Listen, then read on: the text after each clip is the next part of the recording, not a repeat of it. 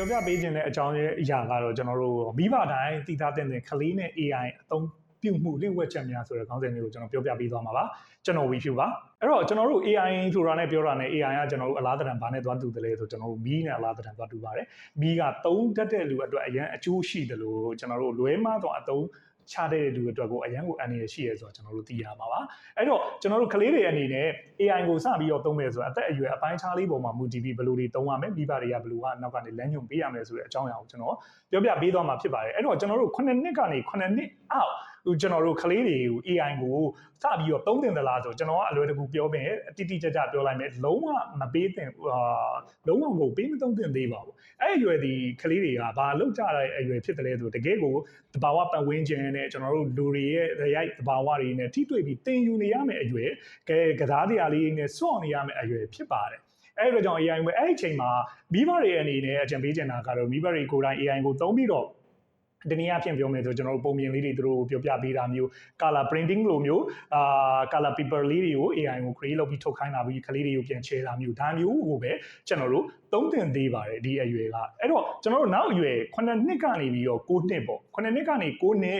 အရွယ်ကတကယ့်ကိုစူးစမ်းလေးလာတဲ့အရွယ်ရောက်လာပါပြီဒီအရွယ်မှာဆိုရင်တော့ကျွန်တော်တို့တနည်းအားဖြင့်ပြောမယ်ဆိုရင်မိဘက filter ပေါ့ဂျားခံတဲ့အနေနဲ့ filter အနေနဲ့ဝင်ပြီးတော့ကျွန်တော်တို့သုံးပေးရမယ့်အရွယ်ကိုရောက်လာပြီအဲ့တော့အဲ့ဒီမှာကျွန်တော်တို့ပြောချင်တာကကျွန်တော်တို့ဒီကလေးတွေကိုကျွန်တော်တို့ဘာတွေပေးသုံးမလဲဒါဆိုရင်ကလေးတွေရဲ့သူတို့ရဲ့ dream တွေသူတို့ရဲ့ပကြီးပုံစံလေးဒါလေးတွေကို AI နဲ့မိဘကထုတ်ပေးရမယ်ပြောပေးရမယ်ဒီကမှာကလေးတွေကဒါတွေကိုပျော်မွေ့လာမယ်ပျော်မွေ့လာရင်းနဲ့ကျွန်တော်တို့မိဘတွေကသိထားမယ့်အရာကကလေးတွေကိုသင်ပေးရမယ့်အရာ AI ကတကယ့်ကိုမှော်စရာမဟုတ်ဘူး magician မဟုတ်ဘူးသူကနေပြီးတော့လူတွေခိုင်းတဲ့ဥစ္စာကိုပြန်ပြီးတော့အလုပ်လုပ်ပေးတဲ့စက်ပစ္စည်းတစ်ခုသေးတဲ့ပုံစံမျိုးကိုတော့ကျွန်တော်တို့တည်တည်ချာချာကလေးတွေကိုတင်ပြပေးထားရမှာဖြစ်ပါတယ်အဲ့တော့ကျွန်တော်တို့ဒီ9နှစ်နဲ့ကနေ9နှစ်ပြီးတော့ကျွန်တော်တို့10နှစ်ကနေပြီးတော့12နှစ်အကြာပေါ့10နှစ်ကနေ12နှစ်အကြာဆိုတာတကယ်ကိုဝေဖန်ပိုင်းခြားပြီးတော့လှုပ်လာနိုင်တဲ့အရွယ်ကိုသူတို့စတင်နေပါပြီတနည်းအားဖြင့်ပြောမယ်ဆိုအလေတန်းအရွယ်ကိုကျွန်တော်တို့ရောက်ရှိလို့လာတာပါအဲ့တော့ဒီအလေတန်းကိုရောက်ရှိလို့လာတဲ့အရွယ်မှာသူတို့ကဒီဝေဖန်ပိုင်းခြားနိုင်စွမ်းတွေရှိလာပြီအဲ့တော့မိဘနဲ့အတူသူကဘာလို့ကတော့မှလဲကျွန်တော်တို့တနည်းအားဖြင့်ပြောမယ်ဆိုရင်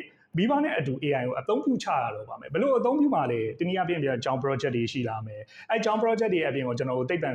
နဲ့ပတ်သက်တဲ့အချက်အလက်တွေကျွန်တော်တို့မေးမြန်းတာမျိုးတွေရှိလာမယ်ဒါကိုကျွန်တော်တို့ AI ကိုအသုံးပြုရပါမယ်ဒါပေမဲ့ကျွန်တော်တို့အနေနဲ့မိဘတွေအနေနဲ့သိထားရမယ့်အကြောင်းအရာကသူတို့ကိုကနေပြီးတော့ဘေးနားကနေပြီးတော့လိုက်ပြီးတော့သုံးပေးရမယ့်အချိန်လည်းဖြစ်နေပါသေးတယ်ပြီးတော့ကျွန်တော်တို့အနေနဲ့ AI ကထွက်လာတဲ့ result တွေပေါ့ AI ကထွက်လာတဲ့ result တွေအားလုံးကိုကျွန်တော်တို့အမှန်ဆိုတာမဟုတ်သေးဘူးပြန်ပြီးတော့စစ်ပေးရမယ်အဲ့လိုပြန်စစ်ပေးရမှာဖြစ်တဲ့အတွက်ကြောင့် internet ကနေပြီးတော့ search engine လိုမျိုးဒီ Google တွေကနေပြီးတော့ဘယ်လိုပြန်ပြီးတော့စစ်ကမယ်အဖြေတွေကိုပြန်ပြီးတော့ဝေဖန်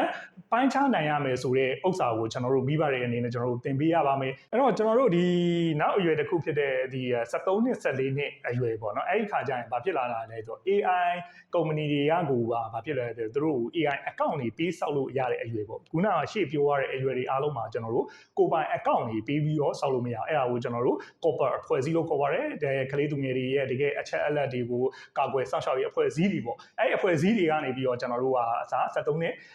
14နှစ်အရွယ်မှာဆို account ဆောက်လို့တော့ရအဲ့လို account ဆောက်လို့ရတဲ့အချိန်မှာကျွန်တော်တို့ကလေးတွေနေဘာကိုသုံးပါလဲတနည်းအားဖြင့်ကျွန်တော်တို့စာစီစာကုန်းတွေရေးမယ်ကျွန်တော်တို့ဘယ်လိုစဉ်းစားမလဲဒါတွေ brainstorming တွေကျွန်တော်တို့လုပ်ကြမယ်ဒါအပြင်တော့ကျွန်တော်တို့ကဘာတွေပြန်လုပ်ကြမှာလဲဆိုတော့အရန်ခက်ခဲတဲ့သင်ခန်းစာတွေကိုအယိုးရှင်းဆုံးပြန်ရှင်းပြပါဆိုတဲ့ဥစ္စာမျိုးတွေနဲ့ကျွန်တော်တို့ကလေးငယ်တွေကဒါတွေအများကြီးကျွန်တော်တို့လုပ်လို့ရပါတယ်အဲ့ဒီနောက်မှာပါကျွန်တော်တို့ကနောက်ကဘာလိုက်လာမှာမိဘတွေပေါ့မိဘတွေကကြတော့ဒါကို AI ကိ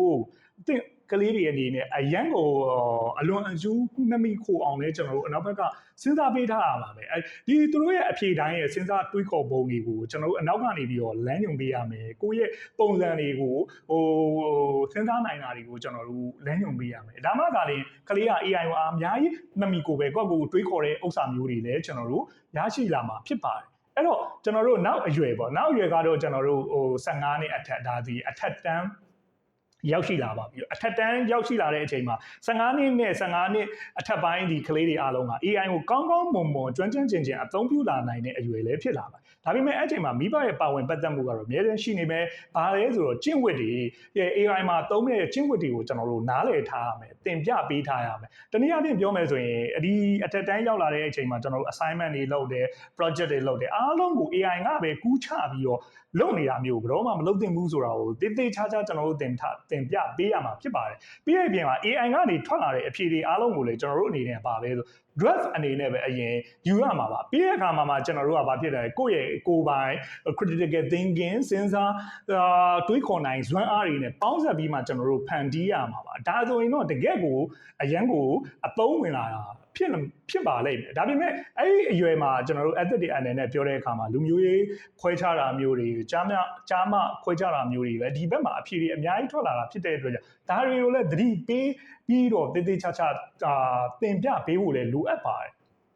အဲ့တော့ကျွန်တော်ရှေ့ကပြောသွားတဲ့အချက်ဒီမှာဆိုရင်ကျွန်တော်တို့ဒီ AI ကကျွန်တော်တို့ဒီမွေးဖြစ်တာကလေးကနေပြီးတော့ကျွန်တော်တို့15နှစ်အထက်ထိကျွန်တော်တို့အကုန်ပြောသွားတဲ့အခါမှာတနည်းအားဖြင့်ကျွန်တော်ပြောချင်တဲ့အကြောင်းအရာဗာပြောချင်တာလဲဆိုတော့ဒီအသက်အရွယ်အကန့်အသက်ပေါ်ပြီးတော့မူတည်ပြီးတော့ကျွန်တော်တို့ပြောတာအကျမ်းပြင်းတော့ကျွန်တော်တို့ပြောကြတာမှန်ပါတယ်ဒါပေမဲ့ကျွန်တော်တို့ AI ကိုတကယ်သုံးမဲ့ကလေးတွေရဲ့ဒီကလေးတွေရဲ့ဟိုရင့်ကျက်မှုmature မိဘတွေရဲ့အနောက်ဘက်ကနေပြီးတော့ဘယ်လောက်ထိလမ်းညွန်ပေးဘူးဒီအပေါ်မှာကျွန်တော်တို့အရန်ကိုမူတည်ပါတယ်အရန်မူတည်တာဖြစ်တဲ့အတွက်ကြောင့် AI ကအနာဂတ်မှာဒီကလေးတွေအတွက်မရှိမဖြစ်အသုံးပြုရမယ်တူတစ်ခုဖြစ်လာပါပြီအဲ့ဒီအတွက်ကြောင့်ကျွန်တော်တို့ကသူတို့ကိုတားမြစ်ပိတ်ပင်ခြင်းထက် AI ကိုဘယ်အရွယ်မှာဘယ်လိုတွေကျွန်တော်တို့သုံးကြမလဲဘယ်လိုတွေလမ်းညွန်ပေးမလဲဆိုတာကအရန်ကိုအရေးကြီးတာပါအဲ့တော့ဒီနေ့မှာတော့ကျွန်တော်မိဘတွေ